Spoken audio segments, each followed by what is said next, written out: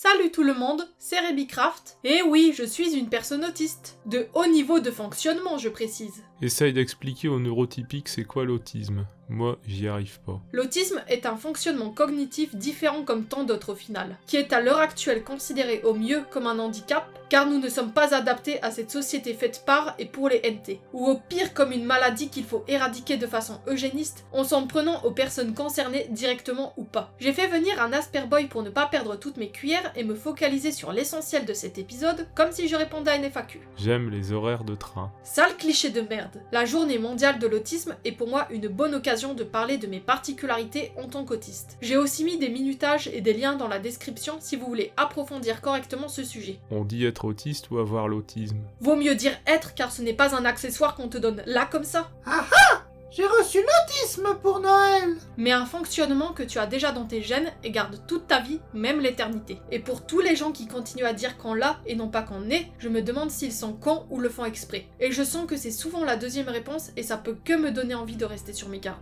Quelle est la différence entre les hauts niveaux de fonctionnement et les Asperger? La différence pour résumer c'est que eux, on peut voir absolument pas de problème pour parler tôt dès le plus jeune âge et savent se débrouiller avec le verbal. Alors que les hauts niveaux vont commencer à parler plus tardivement même s'il y a eu des tentatives d'essai auparavant. Ils peuvent être considérés comme non-verbaux voire sévères même si c'est faux tant que la parole n'est pas encore acquise. Dans ce cas-là, ils savent mieux se débrouiller avec tout ce qui est non-verbal tant que c'est pas du social. Après, tout cela peut varier d'une personne autiste à une autre selon les cas et les moments de la vie. Résume-nous ton parcours de diagnostic. Quand j'étais petite, on m'avait diagnostiqué dans le privé une dysharmonie évolutive de nature autistique. Principalement car j'avais du retard pour acquérir entièrement le langage verbal. Même si c'était précisé de nature autistique, pour moi et même les proches, ce n'était pas vraiment explicite. Cela peut tout aussi bien dire autre chose, donc ça restait quand même un mystère. J'étais pendant longtemps dans une démarche de questionnement me demandant si je suis autiste ou pas, et j'ai eu ma période d'autodiag. Je ne savais pas comment me faire diagnostiquer, encore moins comment ça marche. Je ne connaissais pas non plus le concept de la neurodiversité. Le peu de fois où je suis allée voir un psy, je sentais que ça ne pourra pas m'aider, voire pire me fausser la route avec un diagnostic incorrect. J'ai pu être diagnostiquée à 22 ans grâce à mon ancien diagnostic, l'aide d'un proche qui a téléphoné pour moi avec mon accord sous ma surveillance, et de ma situation de NEET de l'époque où j'avais arrêté une formation plus tôt que prévu. Connaître enfin la vérité m'a aidé à mieux connaître mon fonctionnement, mes capacités et mes limites. Pas mal de choses ont changé depuis, petit à petit dans ma vie. Ça te fait quoi d'avoir été évalué comme un mec?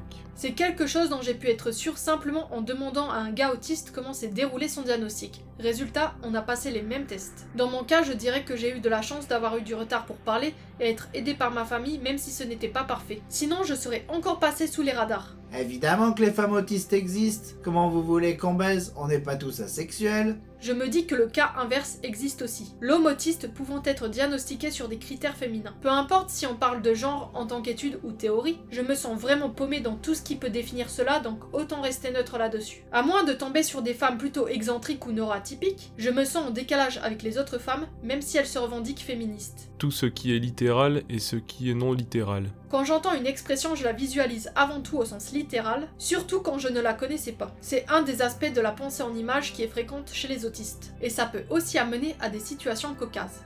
Pourquoi tu lui as donné de l'argent? C'est parce qu'elle m'a sucé!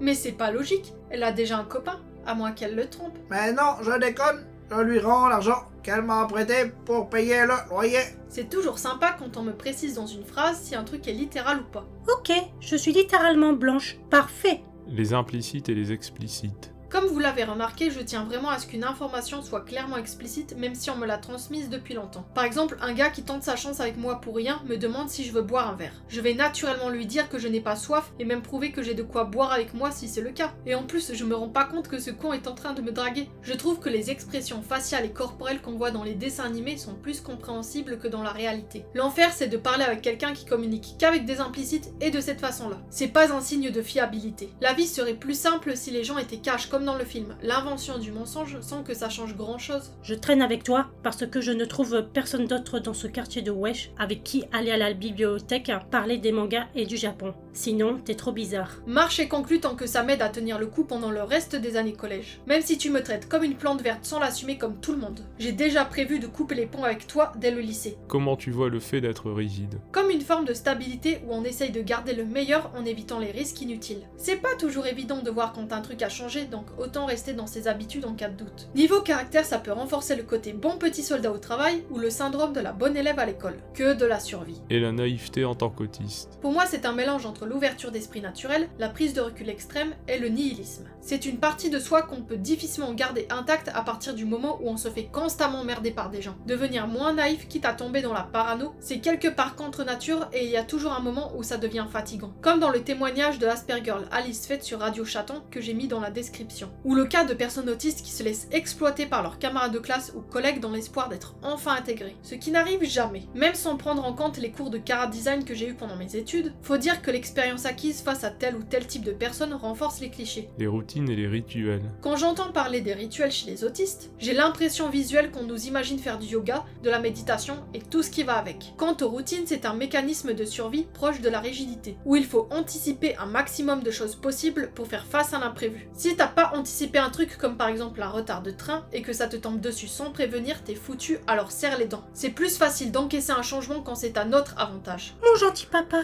le meilleur des papas, tu m'as manqué. Oh putain, tu as vieilli. Certaines émotions comme l'attachement peuvent servir de repère dans une routine. Pour le meilleur et pour le pire. Comment tu t'en sors avec les interactions sociales? Plus ou moins bien selon le contexte et le milieu où je me trouve. Ça ne m'a jamais réussi à l'école, mais mieux en dehors, va savoir pourquoi. Il faut qu'au mieux je puisse rester moi-même, ou au pire que mes méthodes de compensation sociale ne soient pas trop lourdes et longues à faire. Je dois compter sur mon intuition pour savoir si je suis sur la même longueur d'onde que quelqu'un ou pas. J'ai besoin de m'isoler pour me ressourcer, et j'ai pendant longtemps culpabilisé à cause de ça sans savoir pourquoi. Maintenant ça va mieux, je l'accepte. Les shutdowns et les meltdowns. Le shutdown est un moment de repli sur soi où on est mutique pour se protéger et garder de l'énergie. Et le meltdown, qui peut venir juste après, est un moment de gros effondrement accompagné de crises plus ou moins violentes selon la personne. Ça illustre parfaitement une situation de ras-le-bol qu'on a du mal à éviter à la base. Comme l'effet plante verte par exemple. Dans les deux cas, il faut s'isoler pour se ressourcer, laisser passer la crise autistique et choisir le mieux possible son environnement. Le plus dur à gérer, c'est la situation sociale après s'être mis dans l'un de ces deux états. Ça me fait peur même s'il n'y avait rien de bordélique. Les passions intensives.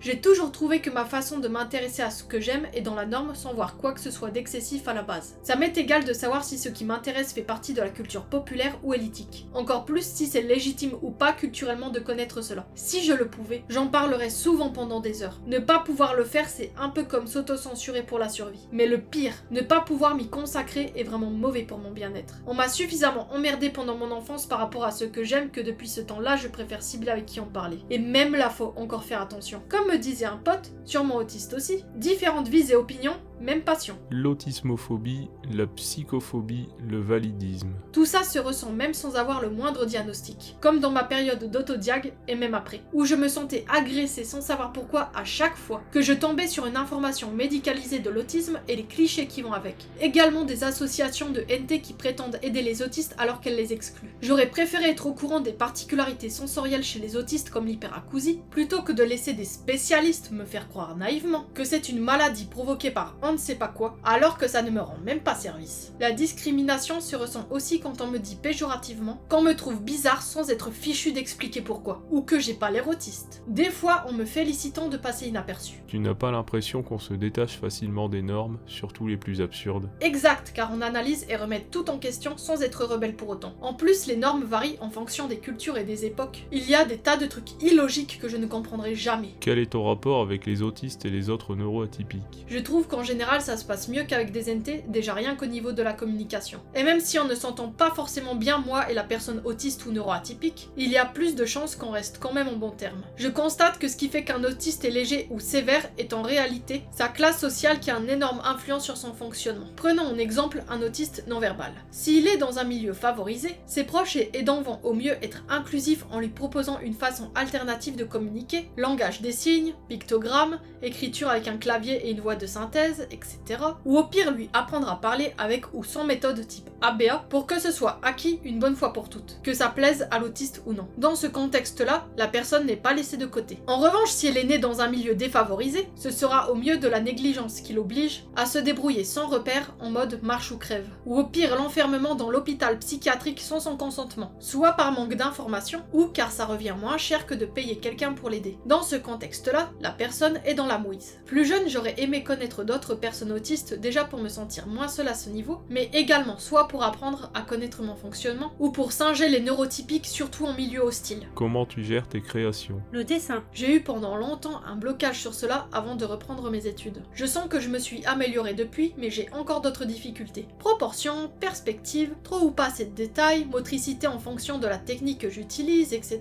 Je trouve rarement les références qui me plaisent, surtout de pose, donc je dois en faire via des croquis, des photos que j'ai prises, mes miniatures, etc. J'ai pas le même plaisir à dessiner quand je me concentre des heures sur une étude documentaire ou des motifs pour me détendre, et quand je dessine des éléments pour raconter une histoire. Le son. Je suis enthousiaste quand il s'agit d'enregistrer une voix pour quelqu'un, souvent parce que ce sont des petites phrases et que la personne peut me guider pour avoir ce qu'elle souhaite. Contactez-moi pour les collabs, on ne sait jamais. Quand c'est pour mes vidéos, ça dépend des jours. Je suis plus exigeante envers moi-même, je risque de faire des erreurs surtout dans le réglage et je peux facilement me fatiguer. Donc je peux anticiper et bloquer une journée au moins pour cela, surtout si ça dure longtemps. L'imagination. On dit que j'en ai beaucoup et que j'ai des idées très originales, je suis d'accord. L'animation. Pendant longtemps, je ne savais pas comment apprendre à en faire. Et j'ai mis du temps pour trouver les ressources d'apprentissage et les logiciels qui me conviennent. Je me sens plus à la place des personnages de dessins animés, surtout quand ils bougent ou qu'il leur arrive des trucs, plutôt que des gens de l'industrie classique de l'animation. Le graphisme et le design. Là, on peut vraiment sentir si un sujet m'a inspiré à fond ou pas trop. Les loisirs créatifs. Pour moi, ça devrait être une discipline artistique comme les autres et dans certains cas, un mode de vie. Ça stimule la créativité et le côté répétitif me permet de faire autre chose à côté comme écouter de la musique ou un podcast. Le montage vidéo et la mise en page. J'aime le côté répétitif qui me donne la sensation de jouer au puzzle, surtout tant que c'est pas trop technique. L'écriture de scénario. Des fois, je trouve le monde tellement absurde que je me demande à quoi bon toujours suivre les règles scénaristiques à la lettre, même si ça vaut le coup de les connaître. J'aimerais pouvoir un jour déléguer de façon pro une partie de ce que je fais et devrais faire. Rebicraft vous remercie d'avoir regardé cette vidéo. J'ai hésité à en parler tout de suite, mais je préfère que ce soit clair le plus tôt possible entre vous et moi. Et ma façon d'être se remarque quoi que je fasse de toute façon. En plus, j'avais déjà fait des créations en lien avec l'autisme. N'hésitez pas à liker, commenter, partager et à vous abonner. Je vous dis à la prochaine. Bye!